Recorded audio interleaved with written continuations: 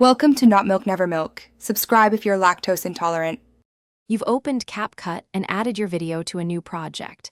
Now start by placing the clip on the timeline so you can act on its audio. Once the clip is selected, zoom in to clearly see the waveform. This helps you confirm where sound exists. Tap the clip to expose the editing toolbar and options. You're not done yet. Make sure the clip is active so the next commands will target the correct file and not an empty track. Now choose how to remove sound. Tap Detach Audio, Separate. If you want to delete the audio layer entirely, select the audio track and hit Delete. If you prefer non-destructive changes, open Volume and slide it to 0%. This mutes the clip but keeps audio available later.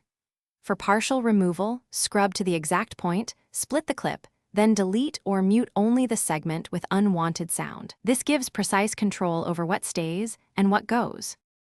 Finish by playing the full timeline to confirm the audio is gone where you expect it. Make corrections if any muted segments were missed. When exporting, double-check export audio settings.